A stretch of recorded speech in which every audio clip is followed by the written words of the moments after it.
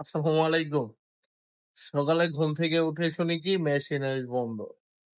মানে আমাদের ডিউটিতে যতগুলা লোক থাকে তারা বর্তমানে অনেক টায়ার্ড আপনাদেরকে প্রোডাক্ট দিতে এবং সার্ভিস দিতে। আর এই পাশে দেখেন ধোঁয়া বের হচ্ছে। মানে আমি গরমের মধ্যে ঘুমাই ওইটা কোনো প্রবলেম নাই। আমার মেশিন সবসময় কয়টা এসি দেখবেন? ৫ টনের এসি এখানে একটা, এইখানে একটা, এই যে এইখানে আরেকটা। প্রায় ১৫ টন এসি এইখানের মধ্যে লাগানো শুধুমাত্র এই যে আপনাদের প্রোডাক্ট দেওয়ার জন্য এই মেশিনটাকে ঠান্ডা রাখার জন্য। সারাদিন এটা যে এত পরিমাণ সার্ভিস দেয়, এটা যে পরিমাণ সার্ভিস দিতেছে ওইটাকে ঠান্ডা রাখতে হলে অবশ্যই তো একটু ঠান্ডা রাখার জন্য তো মেশিনারিজ দরকার। মানে আমি গরম হয়ে যাই কোনো সমস্যা নাই। দোকানের মধ্যে আপনারা এসে কি করেন? গরমে খাইবা যান। এসি নাই। বাট মেশিনকে কিন্তু ঠান্ডা রাখতে হয়, কুল রাখতে হয় সবসময়। প্রোডাক্ট গুলা কিন্তু রেডি হচ্ছে। অবশ্যই সরাসরি চলে আসবেন। আসছি ঘুম থেকে উইঠা দেখা যায় কি অবস্থা।